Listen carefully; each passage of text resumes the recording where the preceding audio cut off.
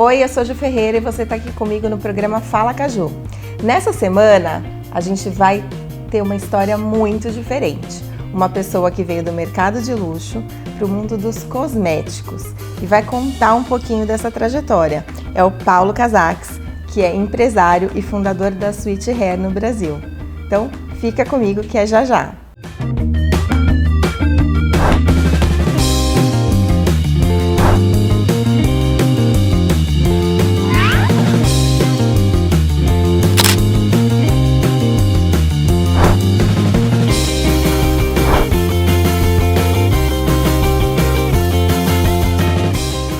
Nessa semana eu tô aqui com o Paulo Casax. Paulo, muito obrigada por ter aceito o meu convite para estar aqui comigo. O Paulo é empresário e fundador da Sweet Hair no Brasil. Só que ele tem uma trajetória bem diferente e a gente vai conhecer essa trajetória hoje. Prazer, Ju, obrigado. Esse é um programa que é um sucesso, que comunica e transforma a vida de pessoas. Vamos lá. Me conta um pouquinho, Paulo. Você não é cabeleireiro, você não veio desse mundo dos cosméticos, você veio do mercado de luxo. Como é que foi essa transição? Olha, tudo começa, acho que na minha infância, que é legal para quem está em casa conhecer um pouquinho da jornada do empreendedor e inclusive foi o que me foi a inspiração para que eu pudesse colocar uma empresa em 70 países. Eu venho de uma família nobre, no qual eu tenho orgulho. Eu sou filho de um árabe de 2 metros de altura, bigodudo, que fazia quibe de domingo de manhã, formado no Mackenzie, tinha comércio ao mesmo tempo. E meu pai corria muito de carro, nunca bateu carro. E a primeira vez que ele bateu o carro a 200 por hora, ele faleceu. E a gente perdeu o herói da família.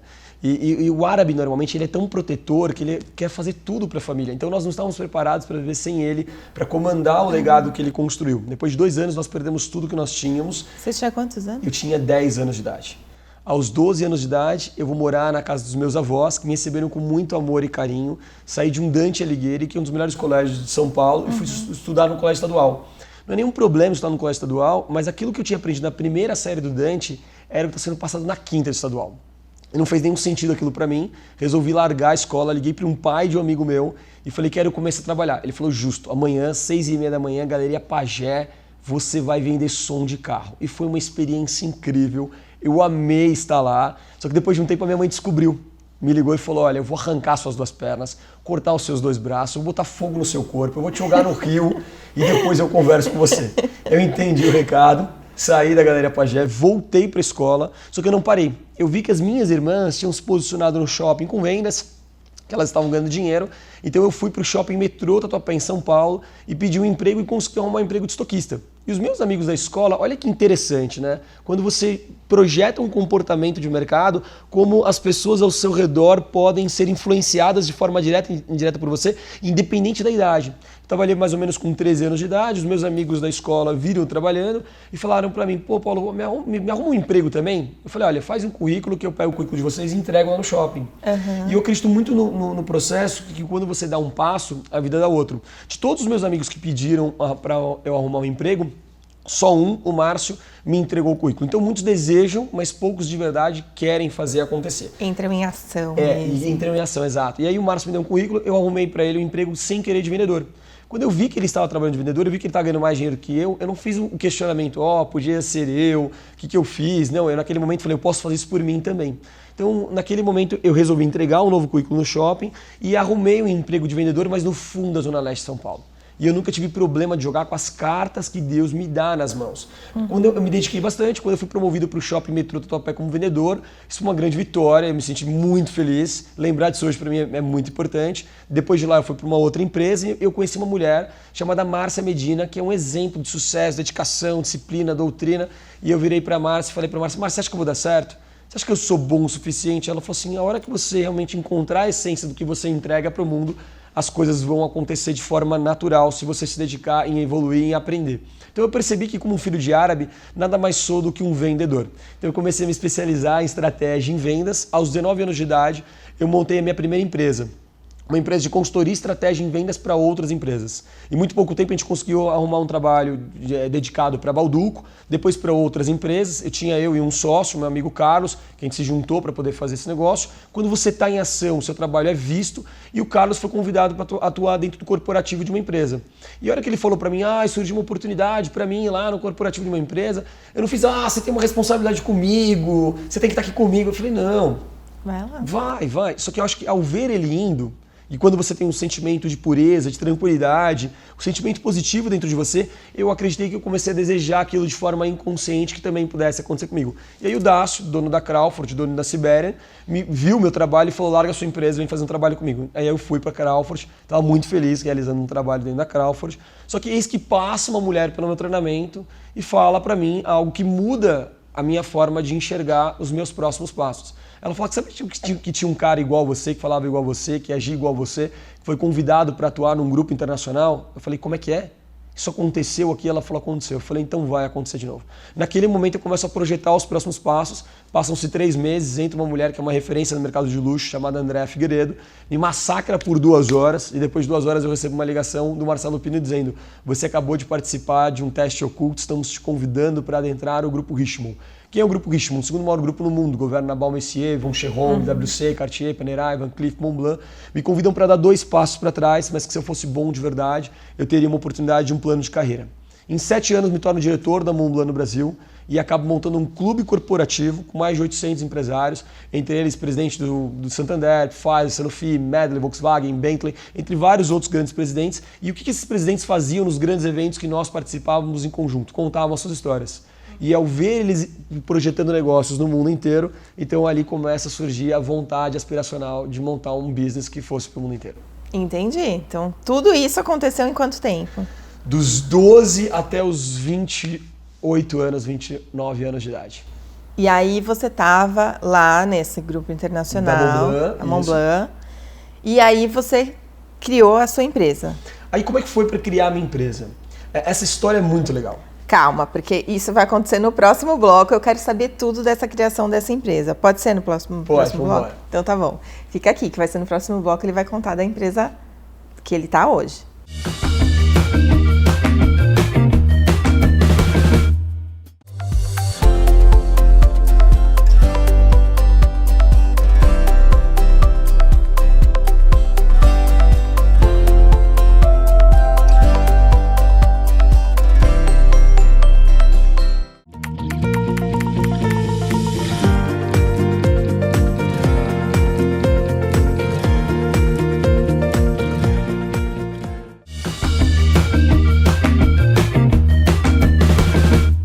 Estamos de volta aqui com o Paulo Casaks, que é o fundador da Sweet Hair, e ele vai contar um pouquinho para nós agora como é que foi a criação dessa empresa, da onde que veio isso. A Montblanc, ela ficava localizada na Faria Lima, ela agora está na Vila Olímpia, e eu estava no maior outdoor da América Latina, que é a Faria Lima. Toda vez que eu ia pegar o meu carro, ia até o Iguatemi para almoçar, ou ia até o escritório de um cliente, eu observava que 90% dos meus clientes circulavam pela Faria Lima.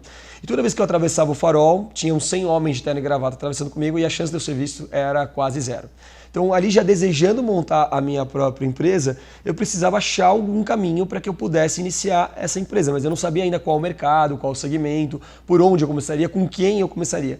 E aí eu acabei criando uma ideologia de correr na Faria Lima de terno e gravata. Porque um homem de terno e gravata, bonito como eu, brincadeira bonito como eu, correndo no meio da Faria Lima, chama atenção. É um homem alto, tal. 1,81 m. Correndo, mas correndo então, mesmo. Não era uma corrida, era tipo um galope. Um galope. Aquele cara que está um pouco mais atrasado, né, que está em ação o tempo todo, não era uma corrida, não era o cara de terno, correndo, terno, gravata, suando. Eu não transpiro muito, eu aproveitei esse gancho.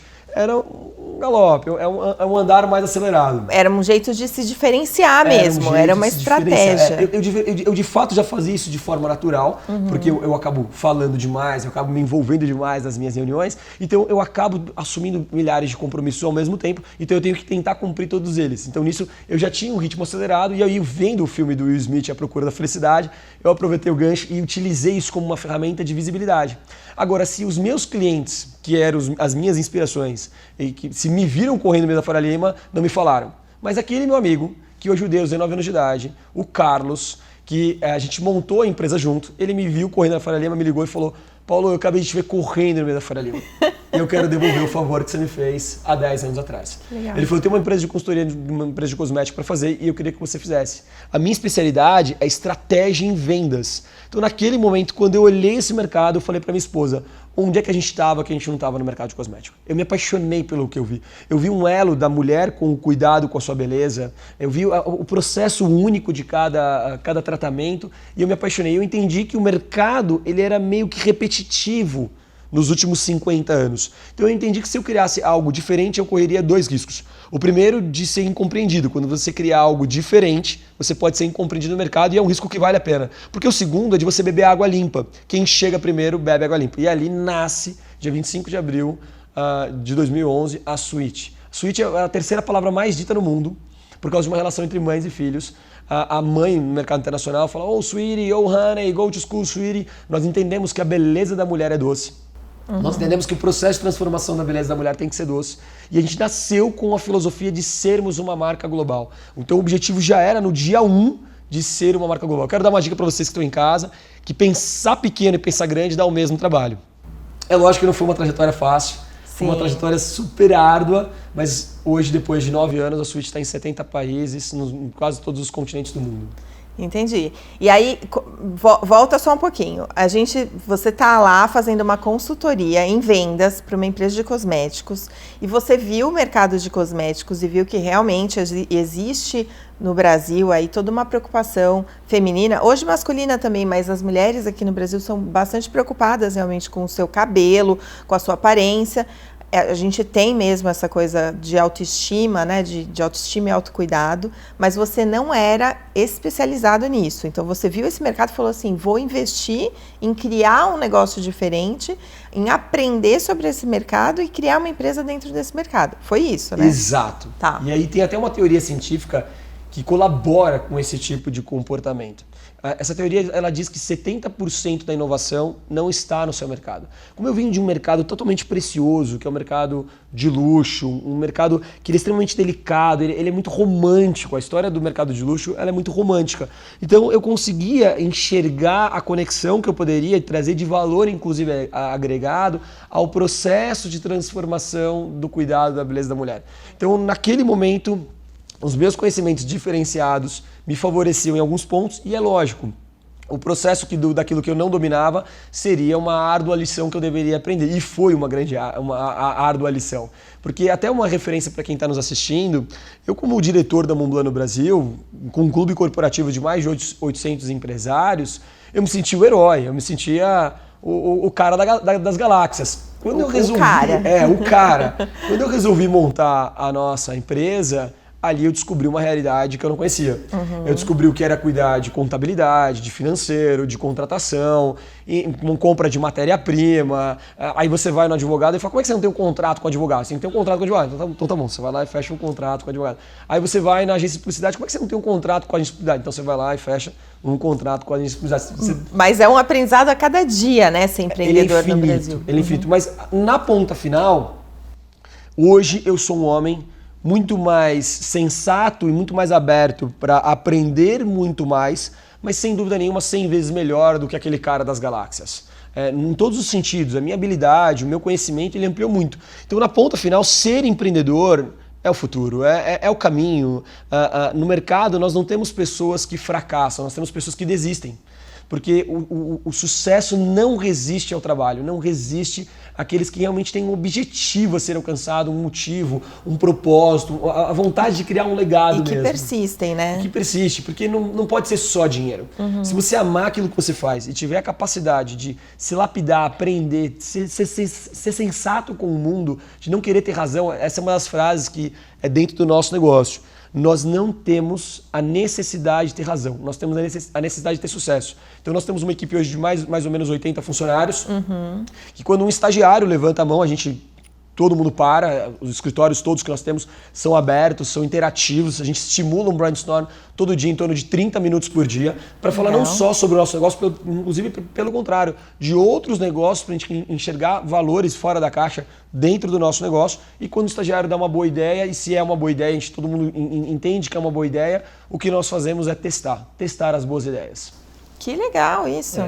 E aí, os seus 80 funcionários estão espalhados em vários escritórios e tem uma fábrica também. Exato. A gente tem 3 locais.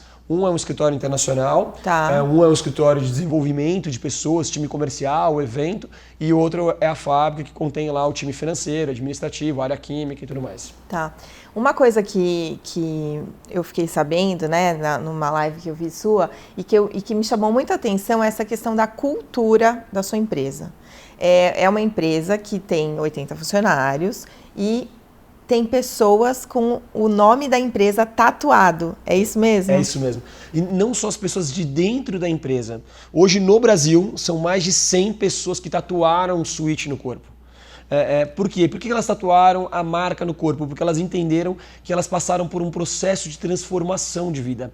A quantidade de mensagens que a gente recebe, de pessoas que se inspiram em nós entendemos que o nosso ecossistema, 80% do que nós fazemos, Ju, é relacionamento, Sim. é educação, é literalmente contribuir para a vida das pessoas. E 20% é produto. Apesar dos nossos produtos serem reconhecidos nos 50 maiores sites de negócios do mundo, nós criamos produtos altamente inovadores, apesar da gente ter muita tecnologia envolvida, o processo de criação é mágico. Eu quero convidar todos vocês para visitar a fábrica que fica aqui em São Paulo, no Vale Industrial. Pode ir lá, vai ser um prazer. Os produtos são criados à base de cromoterapia. Descansam ao som de música clássica, o chão da fábrica é rosa, a gente tem um laboratório com 8 químicos, é uma mega experiência. E apesar disso tudo, nós entendemos que as pessoas vêm em primeiro lugar, que negócios são feitos com pessoas, clientes são pessoas. Então, como a gente cuida muito de dentro para fora, até para que esse reflexo chegue no nosso consumidor final, esse processo cultural na empresa está muito bem implantado. E muitas pessoas me perguntam, como é que eu faço isso? Existe uma chave para isso, se chama constância. Não adianta eu falar para os funcionários o que eu acredito que eles têm que fazer. Eu preciso fazer essa prática diária com eles. Eu preciso ser esse exemplo entre gravar um áudio toda manhã para eles, entre parar a equipe inteira para colaborar e valorizar os pontos fortes que cada um deles desenvolveram, entre estimular que eles se desafiem em habilidades que eles não têm. Não há uma habilidade que uma pessoa não possa aprender desde que ela seja mentoriada e ela também esteja aberta a se desenvolver. É um pouquinho por aí. Entendi. Tá bom, eu adorei esse caminho de sucesso, essa cultura da Switch. Eu queria no terceiro bloco que a gente desse dicas para quem está em casa de como fazer para absorver um pouco dessa cultura de inovação, de crescimento, de diferenciação, para a pessoa também poder ter mais sucesso. Pode ser? Vambora. Então tá bom.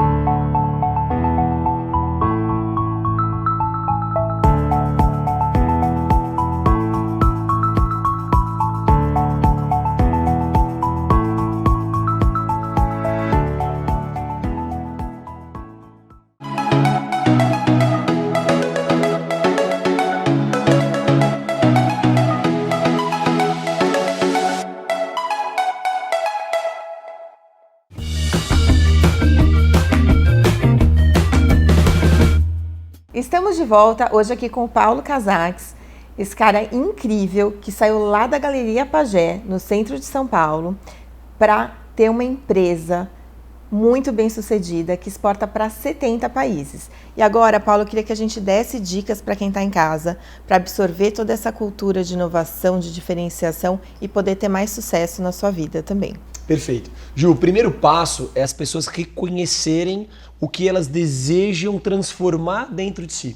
Então, olhar quais são as características que elas querem aperfeiçoar ou novas habilidades que querem ganhar. E esse é um processo que exige disciplina. Existe uma questão que é o poder do hábito. Então, a partir do momento que eu entendi quais são os processos de reconhecimento de transformação, eu automaticamente começo a estar aberto para essa conexão. E aí, qual é o primeiro passo depois de fazer esse reconhecimento? Conectar com pessoas que estejam à frente daquilo que eu quero. Se modelar. Tem um exemplo que eu gosto bastante. Quando você pega uma criança que quer jogar futebol, que gosta de futebol, ela sabe a cor do cabelo do jogador, o nome, a camisa, a chuteira, a menina que quer ser cantora.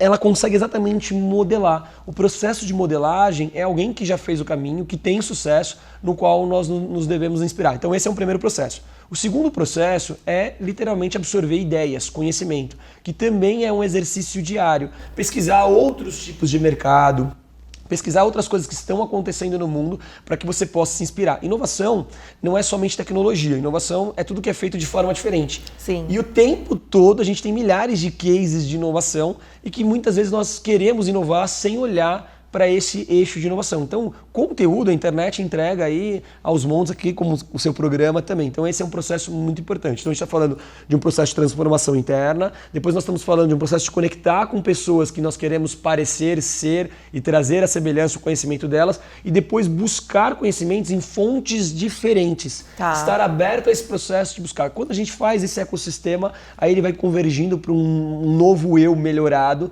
e aí o desenvolvimento é constante, e aí, sem dúvida nenhuma, as coisas começam a se conectar. Entendi, legal. E aí, deixa eu te perguntar, por exemplo, essa questão de olhar para o mundo, né? Olhar para diferentes formas de informação, ou diferentes fontes, né? Tá cheio de coisa aí no mercado. Como é que você faz para selecionar aquilo que você olha, que você vai atrás? Porque a internet é muito vasta, tem muita informação e muita coisa que presta e outros que não prestam tanto. Eu acho que o segredo é se conectar. Então eu fui lá, olhei uma informação, do Vale do Silício, por exemplo, que estão criando lá um drone que entrega. Aquilo faz sentido para mim? Vai ter a ver com o meu modelo de negócio? Vai. Mas é para agora ou não? Não, é para daqui muito tempo. Então eu me afasto. Tá. Peraí, por exemplo, um dos lugares que eu me inspiro muito, culinária. A culinária se inova o tempo todo. Que legal. Então, parte dos nossos produtos criados vem de inspiração da gastronomia. Então, eu vou lá buscar na gastronomia uma ideia de como você prepara aquela comida, que cria aquele momento, aquela total experiência e adapto aquilo para o cosmético. Parte das nossas criações, por exemplo, a gente foi olhar para dentro do universo cosmético, aonde estava a tecnologia. A tecnologia está em pele e em corpo. Então, o que nós fizemos foi estudar pele e corpo e adaptar para o cabelo. Então, assim você consegue ir achando caminhos. E eu quero dar mais uma dica, Ju, posso? Lógico. Legal. A dica daqui para 2030, existirão duas profissões essenciais no mercado. Uma delas é de tecnologia e a outra é de relacionamento. Se você não é bom de relacionamento, se você não é bom com pessoas, desenvolva essa habilidade que ela será essencial para todo e qualquer tipo de negócio daqui para frente. Ótima dica, essa dica é muito boa mesmo, viu? Agora a gente está falando de futuro, me fala um pouquinho sobre futuro. A gente está agora no meio de uma crise, né? Assim, no meio de uma crise epidemiológica e também de uma crise econômica. Qual é a sua visão para o futuro? Eu sei que você é um cara super positivo, então com certeza você vai dar uma mensagem positiva para quem está em casa. A gente estava preparado, a gente está presente hoje em 70 países, a gente faz private label, a gente tem milhares de negócios que estavam andando, inclusive num crescimento exponencial. E nós estamos preparados para um continente quebrar, para 2 continentes quebrar, mas não para o mundo parar. Ninguém estava preparado para o mundo parar. E no momento em que isso aconteceu, eu fui buscar uma solução para que a gente pudesse colaborar com o mundo e automaticamente proteger a nossa operação. E criamos aí soluções antissépticas, o que foi muito legal. Quando eu olho para o eixo do nosso negócio, a gente tem milhares de empresas hoje passando por como dizem alguns empresários, por um processo de purificação. Muitas empresas elas vão ter que sair da zona de conforto, reinventar o seu modelo de negócio, repensar as funções das pessoas que trabalhavam. Aquela brincadeira do hashtag sextou agora já não é mais tão confortável assim. Eu acho isso ótimo. Vai virar o hashtag segundou, né? Quero trabalhar. Eu quero trabalhar, né? Então, esse processo, mais uma vez, sempre olhando para o lado positivo, é lógico que existe o lado triste, que a gente poderia ficar discutindo aqui por horas, mas não é o foco, não é o objetivo. As pessoas precisam do caminho, as pessoas precisam da luz. E a luz que a gente pode ofertar nós estamos passando por um processo de purificação. As empresas vão se reinventar, os modelos de negócios vão se reinventar e sempre para melhor. Eu acredito que Deus utiliza as circunstâncias para nos fortalecer e nos tornarmos melhores. Então, quando eu olho o meu nicho de mercado, a tecnologia vai engolir o mercado, mas não vai engolir o profissional cabeleireiro. Eu não consigo ver uma máquina cortando um cabelo. Quando você fala com a sociedade, 95% da sociedade não tem uma mesma profissão há mais do que 10 anos. Os 5% que tem, normalmente o cabeleireiro está inserido dentro desses 5%. Sim. E quando você pergunta para esses 5% o que eles vão fazer daqui a 5 anos, 4% não fazem ideia do que vão fazer. E o profissional cabeleireiro fala assim, como assim? Daqui a 5 anos eu continuo cortando o cabelo. Você é cabeleireiro. Exato. Então a gente está dentro de um mercado que ele é tão importante quanto a comida, quanto a água, são necessidades essenciais. Então o que a gente tem que fazer é como é que eu faço com que esse ecossistema se retroalimente e não só venda produto para o profissional, cuidar da beleza da mulher. Então a gente criou um modelo de negócio pensando nesse momento e no futuro, aonde o cabeleireiro que indica o próprio cabeleireiro, outro cabeleireiro para consumir, ele tem uma lucratividade. Muitas vezes hoje, o cabeleireiro ele tem chance de ganhar mais dinheiro indicando o nosso produto, porque ele é o consumidor, falando com o consumidor, que é cabeleireiro com cabeleireiro. Nosso negócio é B2B, que atende na ponta final o 2C. Então, nesse processo, a gente conseguiu retroalimentar o próprio mercado, favorecendo muito o desenvolvimento dele e a permanência dele de forma sustentável. Entendi. Paulo, eu tô achando super interessante. A gente está acabando o nosso tempo. Quero te convidar para voltar aqui para contar um pouquinho mais e te agradecer demais por ter estado aqui comigo. Obrigado, Ju. Foi um prazer. A todos vocês de casa, espero que vocês tenham gostado e que vocês possam se conectar. Vai ser um prazer colaborar com vocês. Muito obrigada por vocês estarem aqui. Obrigada, Paulo. Obrigado, Ju.